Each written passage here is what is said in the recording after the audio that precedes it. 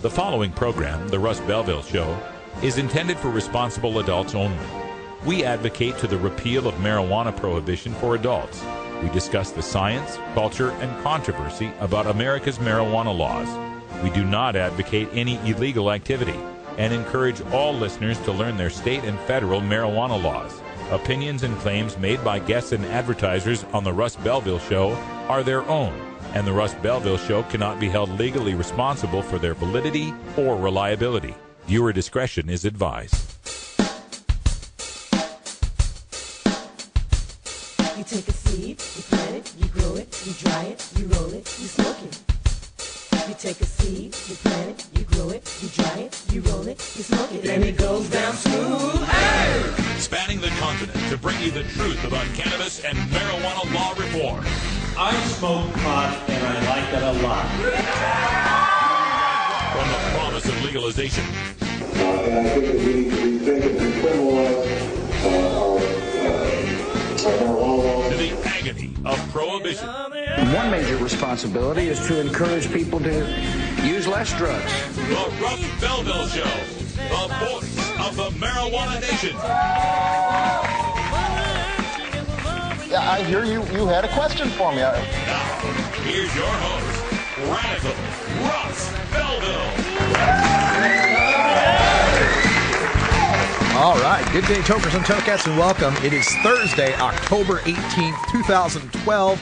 And it's got to be 420 somewhere in the world. Welcome to the show. We've got plenty of stuff to bring to you today, and you have to put down your binders full of women before we can get to all of this. Let's get right to it because we've got news headlines to cover. Coming up after the first break, we're going to talk about all sorts of news that's going down all across the United States and the world. In Arkansas, they're using racist imagery to fight against the medical marijuana initiative that's down there, and Montel Williams has something to say about that. Sacramento's looking to ban outdoor marijuana grows. Colorado is talking about pot tourism should they pass Amendment 64, and a teenager from Japan gets 6 months of prison in Indonesia for you won't believe how much marijuana.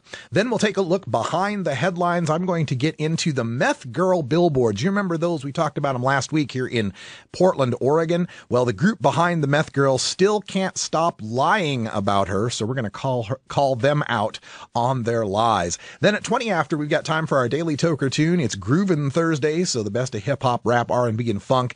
And today, we're getting some music that was sent to me by HDI Records out of Greenville, South Carolina. We'll talk about that at 20 after. And then at half past, I am so excited. I've been waiting for this video for a long time. Sean McAllister from Dallas-Fort Worth Normal has finally uploaded Dominic Holden's speech from the Normal National Conference in Los Angeles. Dominic Holden won the Hunter S. Thompson Media Award and had a scathing speech for those who are opposing I-502 in Washington State. We're going to play that speech in its entirety at half past the hour. When we move into hour two, Toker Talk Radio, I'm going to bring you a radical rant. Jennifer and Alexander and I have been working on some of the data of the Oregon Medical Marijuana Program, and I'm going to show you the numbers show there isn't abuse of Oregon medical marijuana. There's not enough use of medical marijuana in the state of Oregon, and the data prove it. We're going to show you all of that. Plus, we'll take your calls at 971-533-7111. I'm riding the solo here at Rolla J Studios.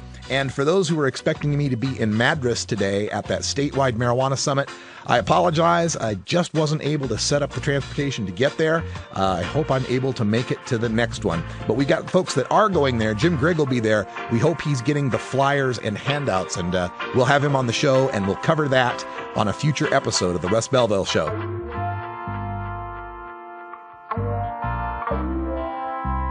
We'll be right back after these messages from our 420 friendly sponsors. Support these advertisers because their ad money goes straight to the Russ Belville Show.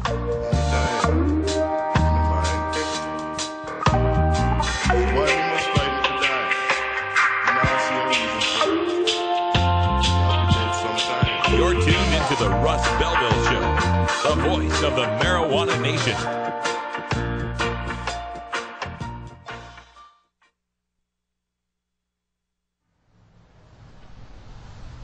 Kids and marijuana. It's something every parent worries about. With Measure 80 on the ballot, many parents are worried about what message legalized marijuana would send to their children. While legalization seems scary, our experience with alcohol and tobacco show that regulation and education, not prohibition, are what best protects our children. Today, fewer teens drink alcohol or smoke cigarettes than when we were growing up. And that's because we passed strict ID carding regulations, put beer and cigarettes out of kids' reach, and educated them about the real harms of smoking and drinking. In fact, teen smoking and drinking are at their lowest recorded levels ever, and we didn't arrest a single adult for cigarettes and beer to accomplish that. Kids consistently say that beer is harder to buy than pot. After Measure 80, marijuana is treated like alcohol. You have to be 21, you have to show ID, and you have to go to an adults-only store.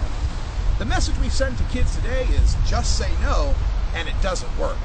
Let's send the message that marijuana is for adults, and someday they can make that decision for themselves. Vote yes on Measure 80.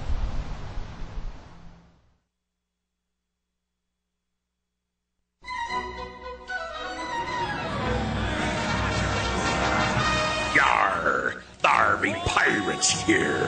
Har, har, har, har, har.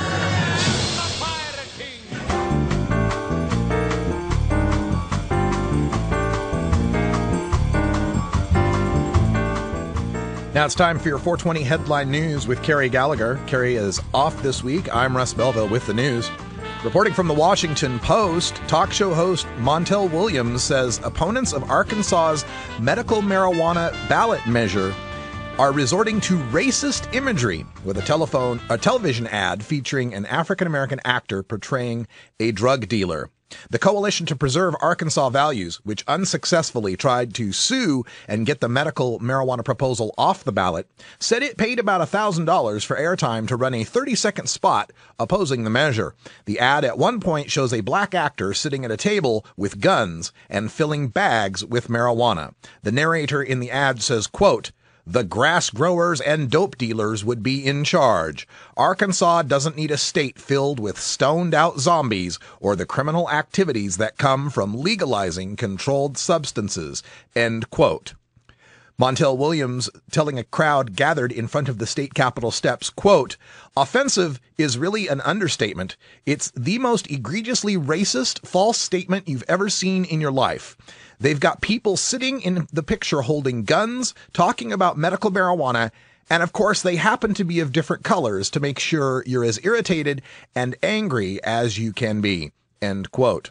The Arkansas measure would allow patients with qualifying conditions to buy marijuana from nonprofit dispensaries with a doctor's recommendation. If approved, Arkansas would become the first southern state to legalize medical marijuana. In other news from Arkansas, from the Arkansas blog at arkansastimes.com, state agency head distributes talking points against medical marijuana. Jennifer Gallagher, director of the Arkansas Division of Behavioral Sciences, has distributed a memo to employees with talking points against the medical marijuana initiative. The blog got a tip about this memo from a correspondent who questioned the propriety of a state agency head lobbying on a ballot issue. Amy Webb of the Department of Human Services responded, "Jennifer Gallagher is the director of the Division of Behavioral Health Service, which includes substance abuse prevention and treatment. Both she and her employees have been asked by providers and others to give their stance on medical marijuana. Mrs. Gallagher's office gathered factual information on the issue and shared it with her staff, which is absolutely appropriate given what the division does." Reporting from the San Francisco Chronicle, Sacramento wants to ban outdoor marijuana gardens. The city council voted Tuesday to draft an ordinance prohibiting outdoor marijuana grows. Deputy Police Chief Dana Mathis says the outdoor gardens are leading to crime, including a recent incident in which a homeowner fired gunshots at intruders in his backyard crop. The Sacramento Bee says the council also voted to keep restrictions on medical marijuana dispensaries. The pot shops cannot operate within 1,000 feet of other dispensaries, 3,300 feet of residences, and 600 feet of schools and parks. There are 17 marijuana dispensaries in Sacramento. The city has a moratorium on dispensaries following a series of federal crackdowns. Reporting from the Denver Post, Colorado marijuana legalization measure raises the question of pot tourism In a debate co-hosted by the Denver Post and 9 News, Amendment 64 opponent Happy Haynes said the measure would attract illegal drug dealers, hurt Colorado's brand among businesses, and bring in unwanted marijuana tourists. Proponent Betty Aldworth saw it differently, saying there is no evidence that the measure would harm the state's business climate and that any marijuana-motivated visitors would be welcome. Quote, "Those are tourism dollars, are they not?" End quote, Aldworth asked. Haynes said the state should be more discriminating. Quote, "The idea that any dollars that we get are okay, I'm not in favor of swelling our state coffers with money because people are getting high." And finally, news from the Washington Post. An Indonesian court has given a 17-year-old Japanese boy 6 months for possessing marijuana in Bali. The teen could have received 12 years under Indonesia's tough narcotics laws. Judge Gunawan Tri Budiono said in the Denpasar District Court that although the boy, quote, "spoiled the image of Bali as a tourist destination," end quote, he showed leniency because the boy is young and bought the drugs for personal use. The teen, who cannot be named under Indonesia law because of his age, admitted to buying 2.6 grams of marijuana for personal use. He has been detained in a police cell since August 8th. He'll be credited for time served and serve out the rest of his 6 months in prison for 2.6 grams. That's your 420 headline news for today, Thursday, October 18th, 2012. When we come back, we go behind the headlines and take a look at the reappearance of Meth Girl in the Portland, Oregon area. This is the Russ Belville Show. We'll be right back.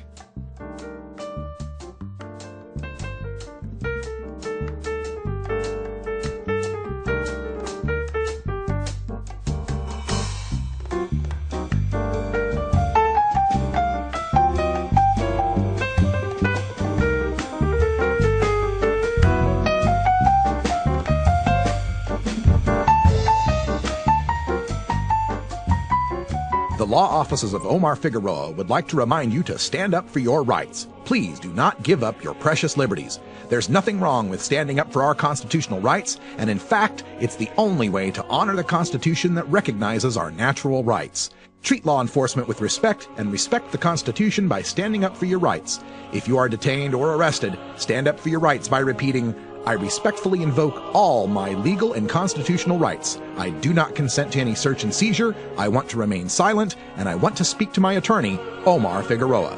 Omar Figueroa has more than a decade of experience in federal and California courts and graduated from Yale University, Stanford Law School, and Trial Lawyers College. Please contact the law offices of Omar Figueroa at 415-489-0420 or 707-829-0215. or on the web at www.omarfigueroa.com. Look, when I was a kid, I inhaled frequently. That was the point. Remember, Mr. President, you once were just one bust away from being Barry the drug criminal.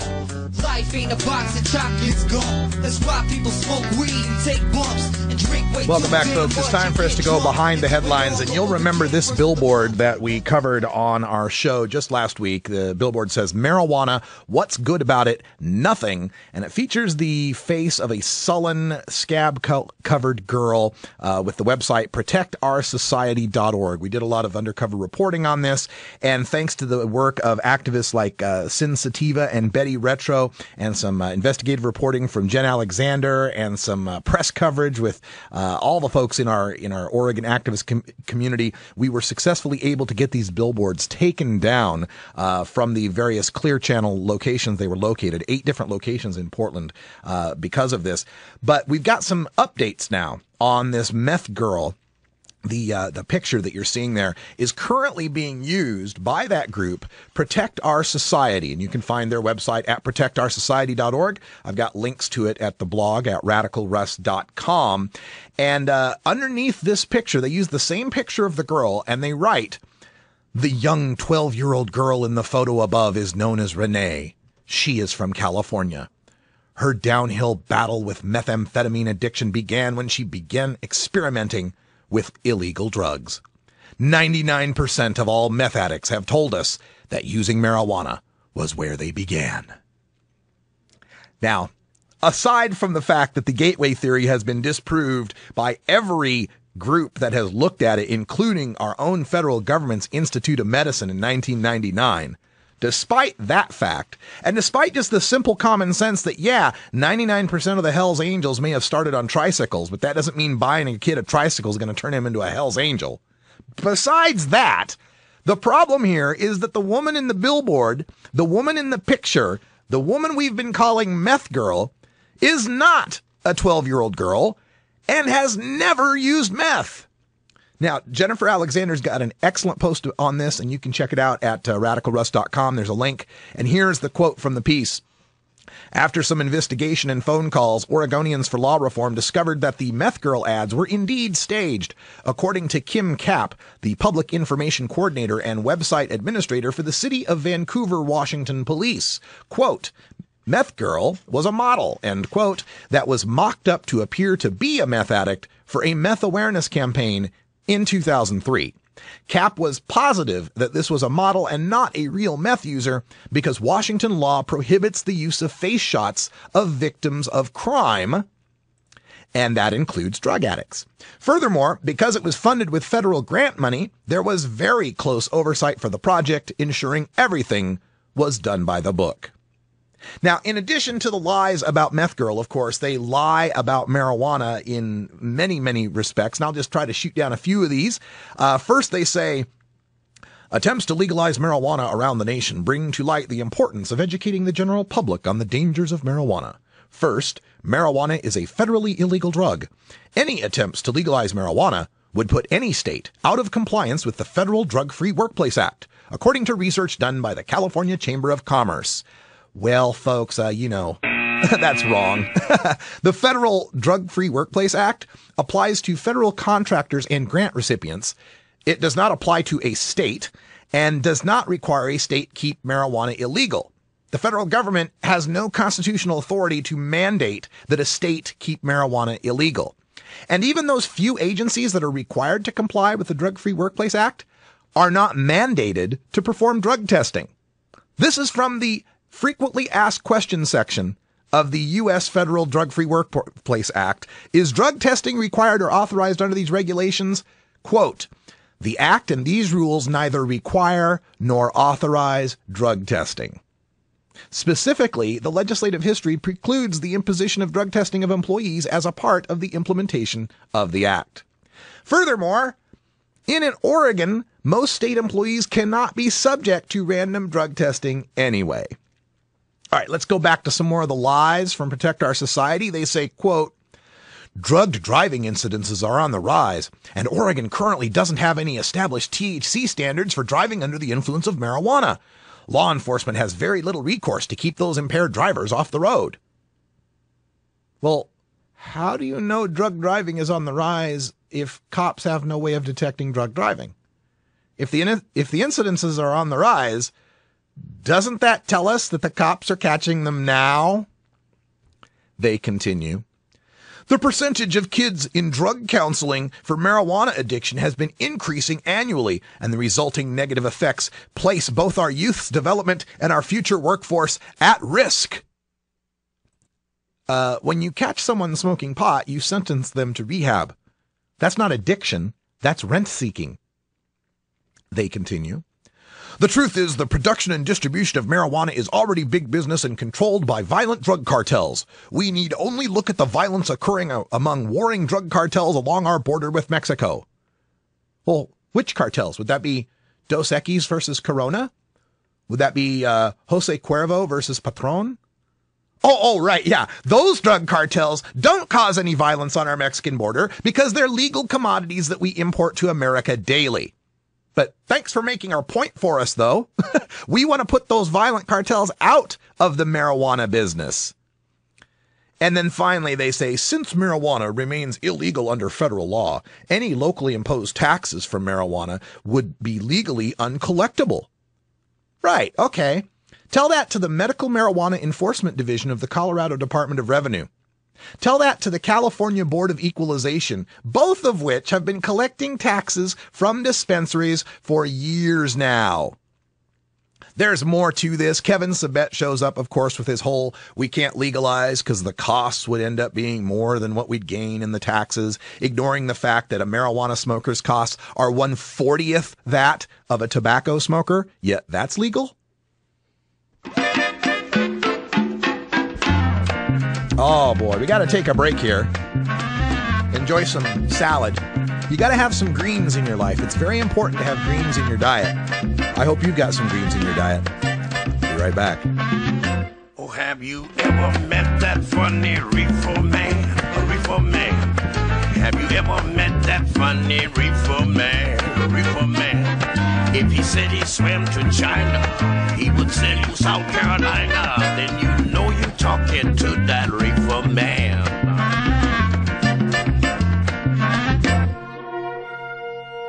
Hi, this is Dan Michaels. If you're looking for professional voice talent for your commercial or podcast, I'm your man. Visit danmichaelsaudio.com for more information.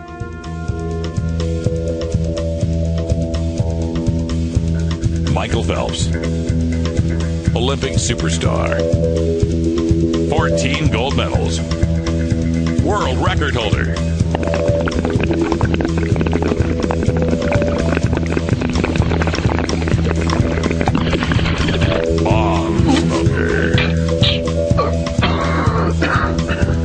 So much for that amotivational syndrome.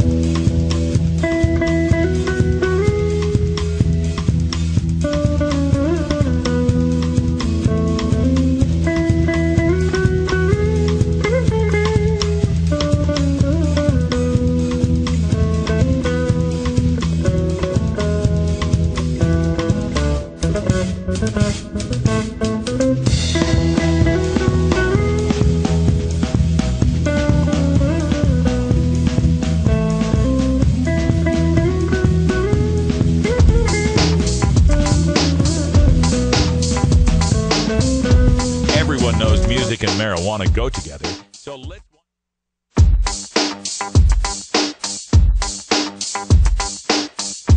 Everyone knows music and marijuana go together, so let's wind up our 20 after break with the Russ Belville Show's Daily Toker Tunes, the best in pod-safe 420 music from around the web.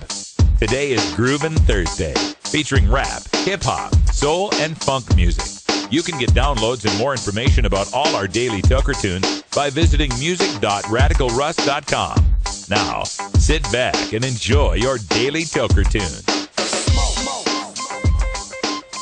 All right, everybody, welcome back. Time for our Daily Toker Tunes for the day. And, you know, one of the nice things about doing this job is I get emails from people all around the country, supporters of ending adult marijuana prohibition, and a lot of them are involved in the entertainment industry, as you can imagine. So I got this email from HDI Records out of Greenville, South Carolina. They're telling me they've just released a new hip-hop mixtape that's called Pineapple Express. Now, it's online. It's downloadable as an MP3, so I don't know how that makes it a mixtape. Does that term even work anymore, mixtape? Anyway, I dig, because I go back to cassette days, so I know what you're saying. All right, so a hip-hop mixtape called Pineapple Express that has a few songs that might be appropriate for the show. He also mentions he's been watching the show for a while and remembered how we played various tree-related music during segments and attached a new song for us. This one is called Miss Mary Jane. It's Shooter and D-Rock. It also features Cook E. Cook on this one, so check it out. Miss Mary Jane. Yeah. That fresh shit, that next shit, that pineapple express shit. Look. OG the sour D actually smoking avidly. Swag on that save the earth, I swear my niggas going green. Yeah, we holding green, forever rolling trees. You let your bitch come to my show, she gon' be blowing me. Bye by the O, smell it on my clothes. D-Rock be rolling up, cause all these bitches down to smoke. He been told you we ain't gotta ask your bitch to look. You smoking on that Bobby Brown pack in that Reggie Bush. Miss Mary Jane, Jane, Jane. You blow my mind, you blow my mind, don't blow my high. Hey, hey, don't blow my high. Miss Mary Jane, Jane, Jane. You blow my mind, you blow my mind, don't blow my high.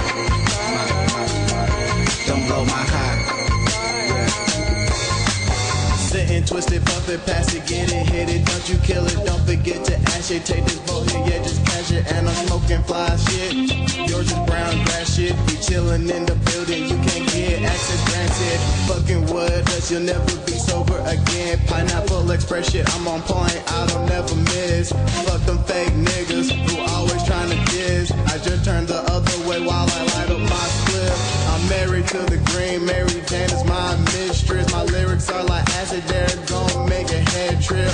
Bad white hoe look like Trish Stratus, and I have her face down, red jumpsuit apparatus. Miss Mary Jane, Jane, Jane. You blow my mind, you blow my mind, don't blow my high. Don't blow my high. Miss Mary Jane, Jane, Jane. You blow my mind, you blow my mind, don't blow my high. Don't blow my high. Miss Mary Jane, Jane, Jane. You blow my mind, you blow my mind, don't blow my high. Don't blow my high. Yo, I be rolling all day and smoking all night. Me and my bro will give your girl that good pipe. Believe it, I'll convert any bitch from a dyke. Good sound, that's that shit I do like. Rolling planes thicker than the wheels on them. I be smoking sevens like the Eiffel Poem. Miss Mary, you got my heart and my mind in control. So much of you around, you would think I grow. But you the reason that I'm never low. And you the only thing wrong that I will blow. Pause, I really don't give a fuck about the laws. My life is a never-ending high, and you the cause. Miss Mary Jane, Jane, Jane. You blow my mind, you blow my mind, don't blow my high. Come on, girl, don't blow my high. Miss Mary Jane, Jane, Jane. You blow my mind, you blow my mind, don't blow my high. Come on, girl, don't blow my high. Miss Mary Jane, Jane, Jane. You blow my mind, you blow my mind, don't blow my high. Come on, girl, don't blow my high. The Russ Belville Show. I'm not very good at singing songs, but here's a try. According to lifelong pot smoker and rocket scientist Carl Sagan, making apple pies from scratch is extremely difficult. If you wish to make an apple pie from scratch, you must first invent the universe. Radical Russ and the Rolla J Studios crew will be right back after these messages. A morning filled with 400 billion suns, rising of the Milky Way. The cosmos is full beyond measure.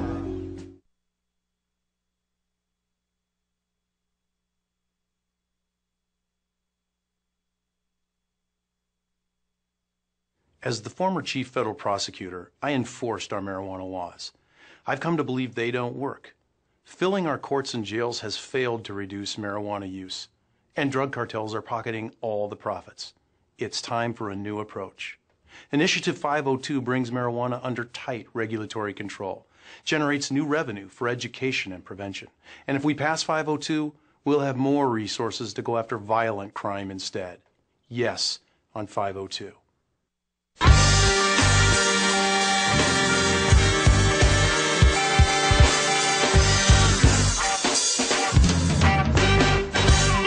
Activism begins with ACT. The Russ Belville Show features the stories of hardworking grassroots activists working for an end to prohibition in today's activist agenda. Welcome back, 29 after the hour, and I'm excited about this next video. I haven't seen it yet myself, and I'm really looking forward to seeing it. It's Dominic Holden, the 2012 Hunter S. Thompson Award winner from NORML, speaking at the NORML Los Angeles conference, and it's a fiery speech, I am told, that takes down the opposition to I-502 legalization in Washington State. Let's just get on with it. This is Dominic at the NORML National Conference. Big thanks to Sean McAllister, DFW Normal, for this video. Really appreciate it. Welcome to the 41st Annual Normal Conference. It's wonderful to see all of you. We all stand for freedom. And my friend Dominic Holden, who I met at my first Seattle Hemp Fest over 10 years ago, will be our opening speaker. Dominic last night earned the Hunter S. Thompson Award. He's an amazing individual, articulate without fear, does not take sides, but speaks his mind. And I can certainly appreciate that. And he is a columnist of the Seattle Stranger, former member, as Norm said, of the Normal Board. And I would like to welcome Mr. Dominic Holden.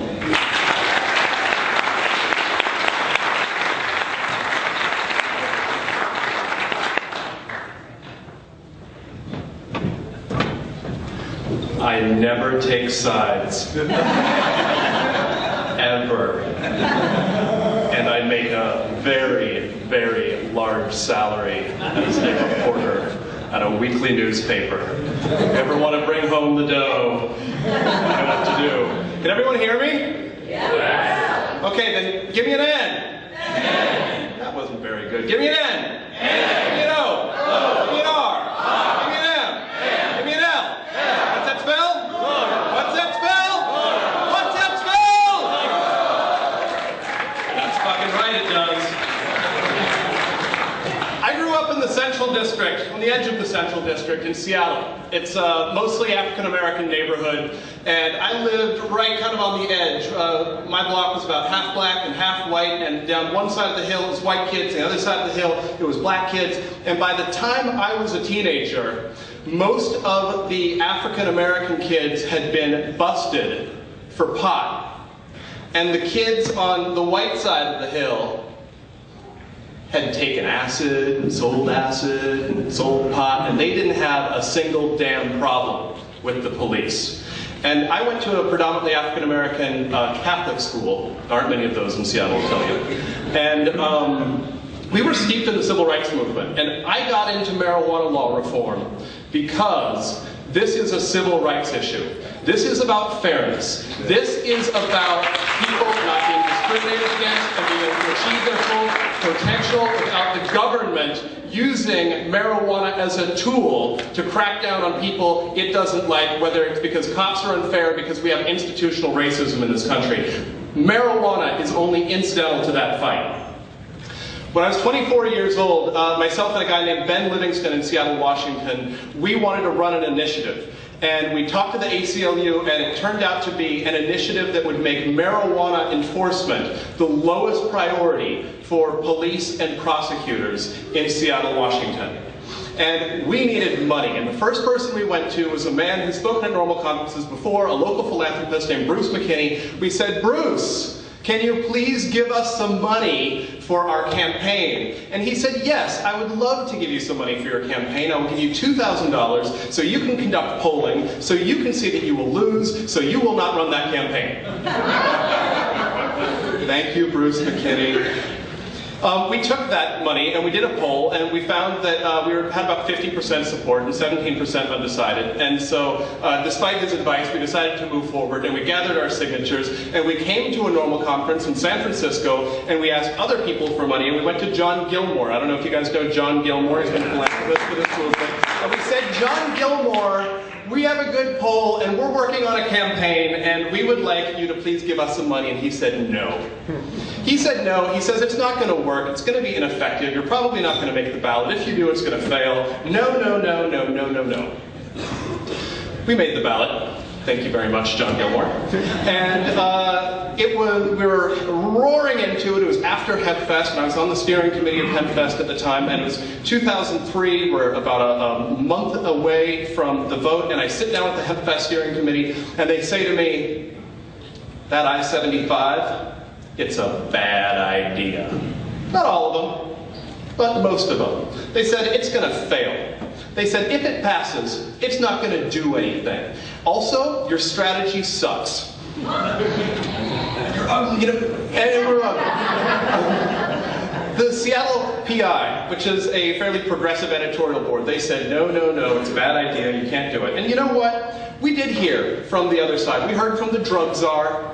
And we heard from local law enforcement, the prosecutor's office, and the sheriff, and they were a voice. But the people who were loudest, the people who said that we shouldn't do it, the people who said your strategy is wrong, your law doesn't go far enough, those were people from our own side.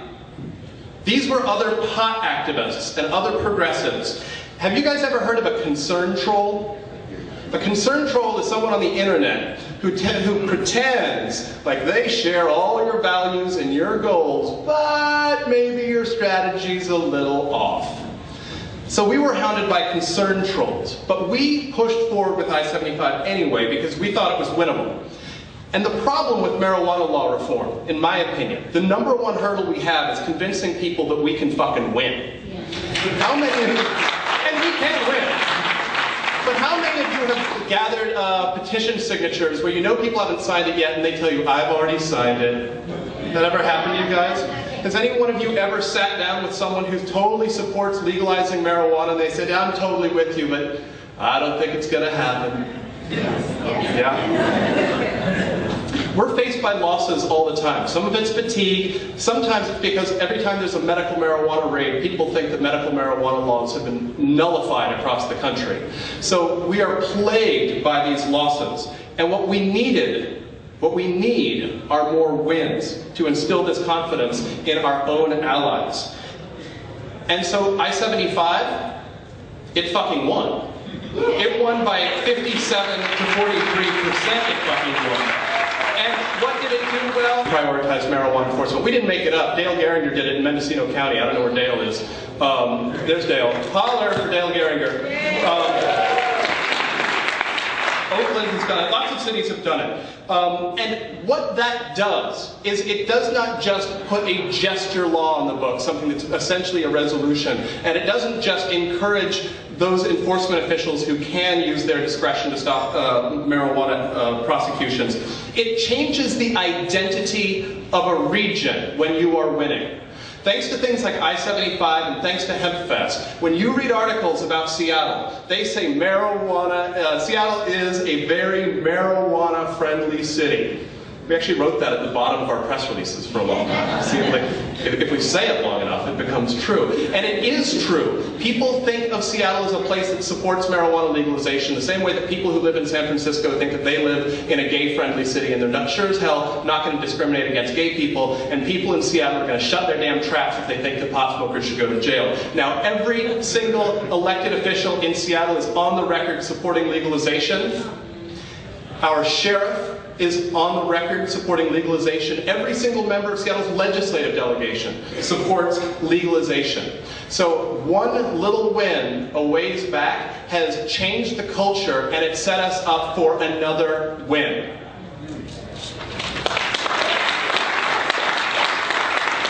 And I'm here, I basically wasn't told what I'm going to talk about, so I'm going to talk about winning. And I'm going to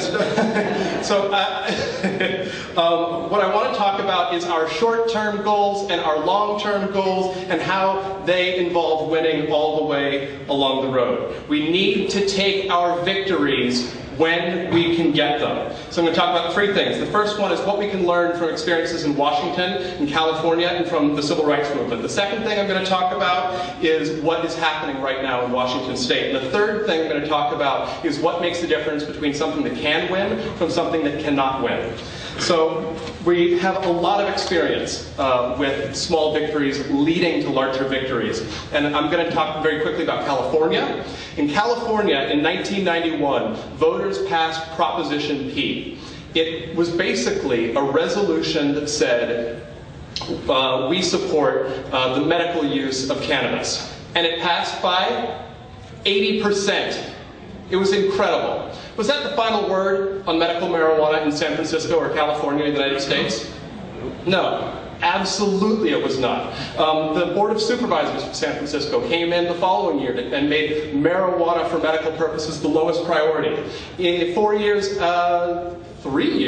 after that, in 1995, California voters passed Proposition 215 that legalized medical marijuana, one of the best medical marijuana laws in the entire country.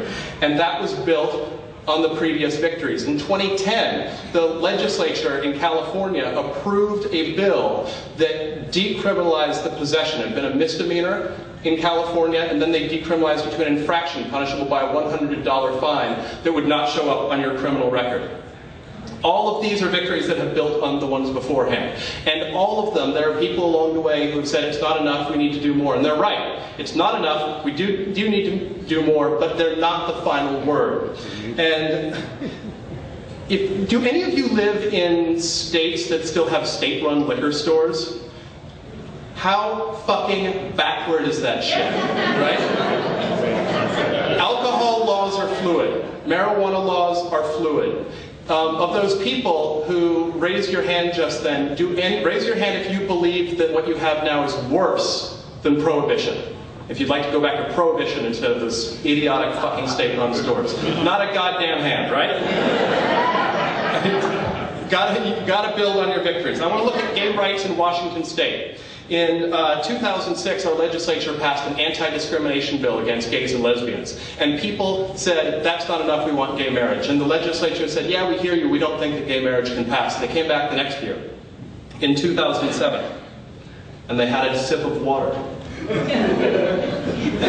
have to do it once a year.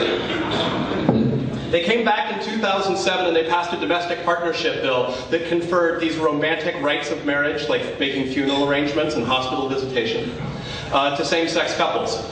And then they came back in 2008 and they extended more rights to gay couples. They came back in 2009 and they extended all of the state-granted rights of marriage to same-sex couples that are afforded to opposite-sex couples. But throughout it, people were screaming bloody murder. They were marching and they were saying, marriage equality now, and we need to do more. And there's a columnist named Ken Schramm who works for Como in Seattle, and he wrote a nasty column chiding State Senator Ed Murray, saying, why haven't you introduced a marriage bill? And he actually had introduced a marriage bill, but it couldn't get any traction because it wasn't its time yet. And now, finally, in 2012, the Washington State Legislature passed marriage equality so that all gay couples in Washington State get the equal rights that they finally deserve. And the right wing, yeah, but hold your goddamn applause, because the right wing fucking bigots have put it on the ballot.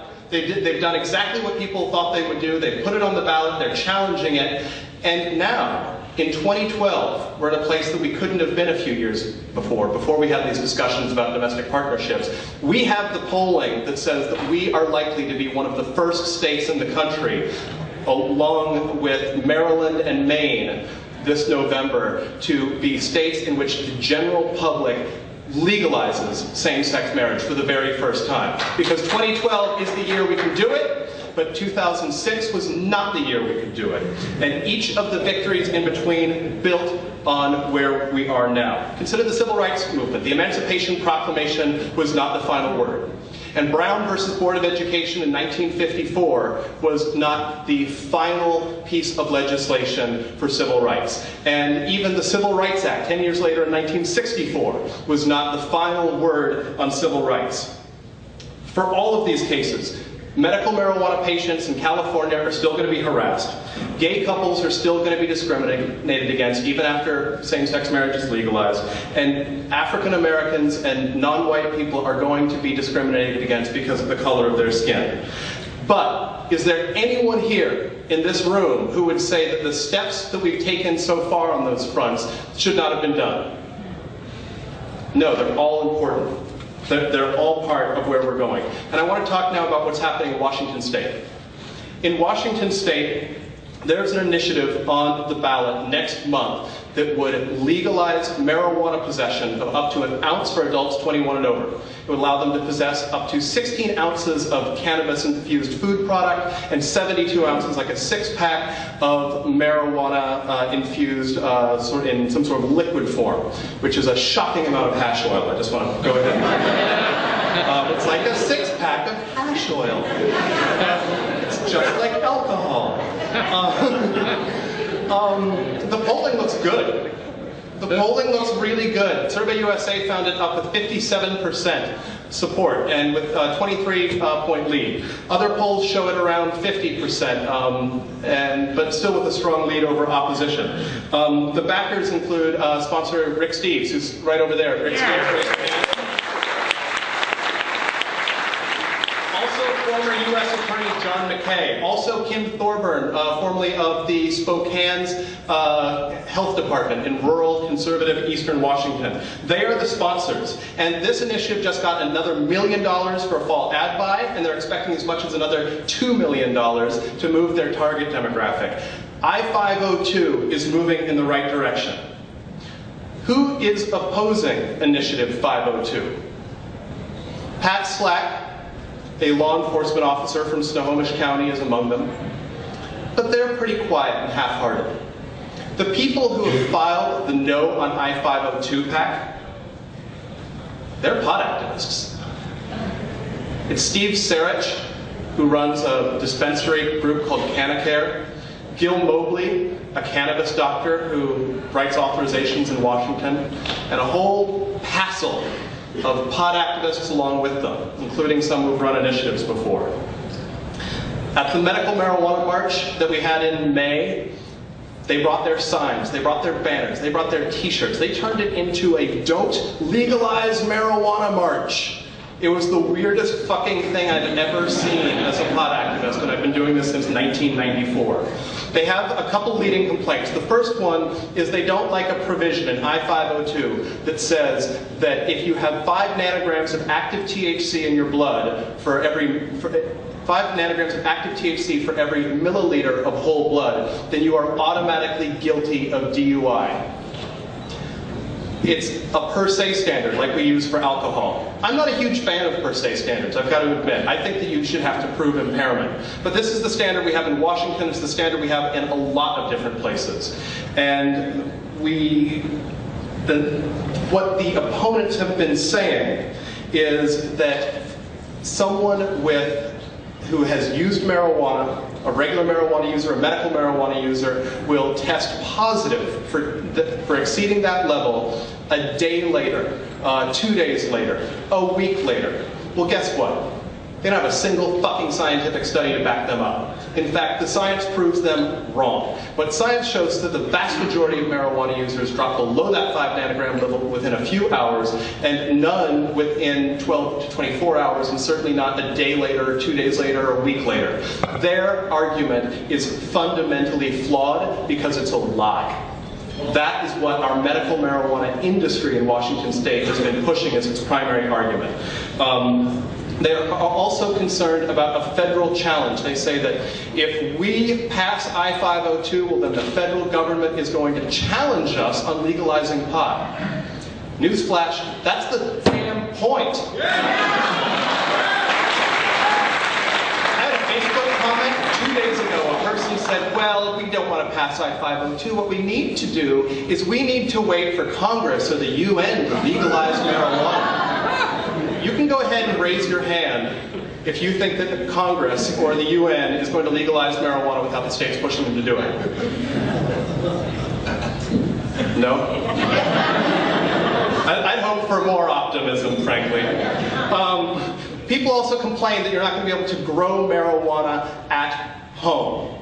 The truth is, you look at polling, and it shows that people are very concerned about allowing home cultivation. I think people should be able to grow a few plants at home, but we've seen a lot of people robbed for their medical marijuana grows. People don't want it near a school zone. It's an Achilles heel. So they've written the law this way so that they can pass it. And then a lot of pot activists say, but marijuana is going to be taxed. Shut up, teenagers. Yeah, marijuana is going to be taxed. Like, what crazy planet do you live in that you think we're going to legalize a gigantic agricultural commodity and we're not going to fucking tax it? You greedy bastards. I went to HempFest. I went to HempFest in August, and HempFest is the largest marijuana legalization rally in the entire world, and I'm so goddamn proud that it's in Seattle, Washington. And it did the weirdest thing I've ever seen in my entire life this year. It was the largest anti-marijuana legalization rally I've ever been to in my life, because it was overrun run by medical marijuana dispensaries and medical marijuana industry opposing Initiative 502, sometimes violating election law by not identifying who is paying for stuff. Handouts, banners, signs, t-shirts, people wearing those crazy things over there, like signs that you walk around saying, "No on 502. That's what they were doing. They were up and down, thick, a mile on the downtown waterfront. And they were telling patients, they were telling medical marijuana patients that if I-502 passes, you're not going to be allowed to grow at home. I-502 doesn't touch the medical marijuana law in Washington. But they lie to them to scare the shit out of people. And I don't think that that's particularly fair. They also say that people who smoke pot are going to be pulled over, tested roadside, a week after they've smoked pot, and they're going to be sent to jail. Well, it's bullshit. It's just bullshit. You can't test someone's blood by the side of the road. You still need probable cause. And you're not going to be detecting it in someone's blood, the science shows, a day or 2 or 3 days later. That's just not what there is. But they were harassing the I-502 volunteers, and the HempFest volunteers were part of the problem. But if you look at the people all together who are opposing legalization in Washington right now, and I hate to say it, and they'll say that I'm just an ad hominem attack machine, and they'll say I take sides, which I do. The people opposing I-502 are the ones who are making hand over goddamn fist under prohibition. Those are the people most loudly opposing 502, and I gotta point out that Pat Slack, the law enforcement officer from Snohomish County, he's also making a salary based on prohibition. And frankly, I don't give a rat's ass what they think about legalization if they're the ones profiting from it right now. And some of the people who are also opposing it, I'm not gonna name any names again. He's hiding. He ran. He ran. Jeffrey Steinborn is not in the room, has worked on another initiative, Sensible Washington. They're a group that ran initiatives in Washington State for a few years, and none of them got enough signatures. They're the people who are saying that we should not pass I-502. And this raises a question then. What is winnable? What is a winnable initiative and what is not a winnable initiative? Why would we be enthusiastic about I-502 but not enthusiastic about the initiatives that Sensible Washington ran? And so I wanted to break that down. And for people who are used to this, this isn't rocket science, it's not new, but I do have to point it out because it seems like a lot of people forget it. And I have to sort of back up a little bit and say, you know, this is about winning campaigns. There is something worse than losing a campaign. And that's not even making it to the finish line. With Sensible Washington, they ran their signatures, they sent out their volunteers to petition, they said that this was all within reach, and their volunteers worked so hard to gather those signatures for no money, year after year, and it didn't even get to the ballot. So that when those people say, I've already signed that, I don't want to volunteer, I don't think we're ever going to make it, it's because there are campaigns that don't have the resources and the foresight to make sure that they are, in fact, winnable. Because you can run something that is potentially winnable and lose, and you can win by losing. By having the discussion in public, we get our issue out there. So you run something viable, it doesn't make it. That's okay. It's not the end of the world.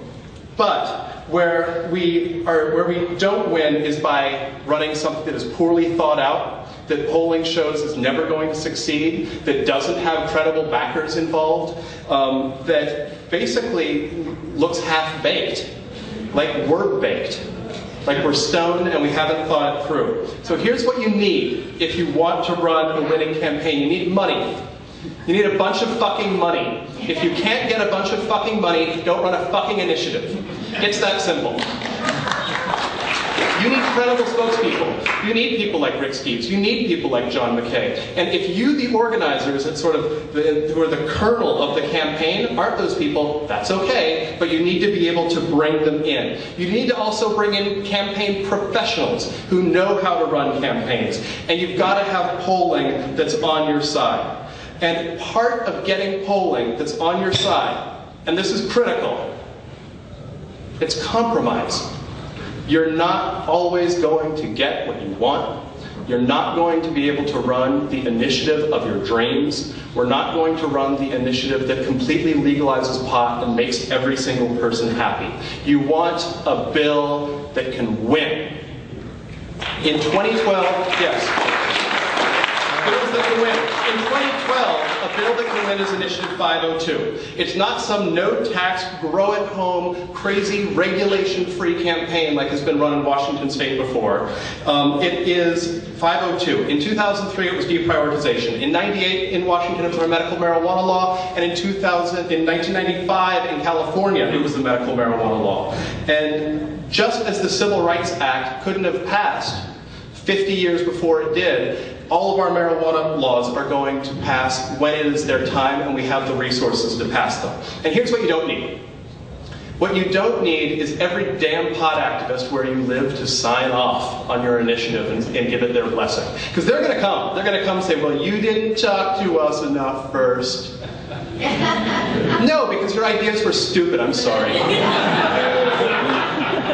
Or we listened to you, but we didn't take your advice because we needed money and we needed polling and we needed something that could win. And I'm sorry if that hurts anyone's feelings, but sometimes winning hurts feelings.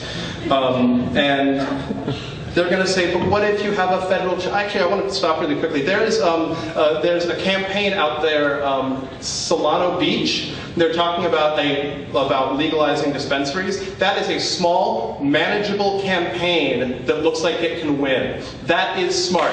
You don't have to run the biggest initiative. It can be a resolution supporting medical marijuana. It can be allowing dispensaries. It can be making pot the lowest enforcement priority. It can be legalizing marijuana outright. But you got to do what can win. And what they're doing is very smart and it looks very affordable, and I applaud them.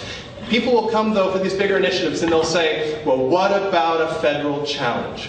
I just want to point something out, that we're watching a federal challenge right now over gay marriage. We've watched the Proposition 8 fight right now. And what has happened since that began? Polling shows most Americans support marriage equality now. Imagine that. The president says that he supports marriage equality now.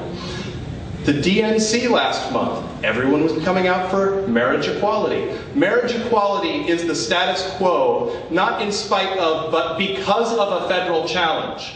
We want to challenge the federal government as well, make marijuana a national dialogue, and make legalization the status quo. And we can do that if we keep winning. Thank you very much. Dominic Holden from the Normal National Conference. Big thanks to DFW Normal for the filming and the editing. And Dominic, you couldn't have said it any better. That was, as far as I'm concerned, one of the best speeches in marijuana law reform ever. And it was some of the points I was trying to make yesterday when in our Toker Talk Radio second hour, we were talking to some people who are against 502. And I understand why you're against it. I understand what you're upset about, but you have to win what you can win. And the points about having to have money, you have to have money going into this. It's the way the political system works. You have to have big name backers. You have to have high profile supporters. You've got to have language that can win. Mick Jagger said it best. You can't always get what you want, but if you try sometimes, you just might find you get what you need. And what we need are victories. We need a state to stand up to the federal government and say, enough, we're legalizing the stuff. And I think that's part of the worldview that is missed out by so many. I get so many comments from people in the chat room who are in Georgia or Tennessee or Florida or, just all these other places in the country, Texas. And it blows their mind that this is even a discussion, that this is even a problem for some people. And when you get to that level, when you start thinking about this at the macro level, and not just in the United States, but worldwide, you look at Mexico and you look at the whole of the global prohibition, and you realize that somebody's got to stand up to it. And it has to happen. And in the view of the world, they won't see all the little details within it. They will see Washington State legalizes marijuana. And that changes everything. Everything changes the minute a state legalizes, not decrim, not medical, legalizes marijuana. You'll see. Hey, thanks, folks. That's all the time we got for today. I'm Radical Russ. And until next time, take care of each other, tokers.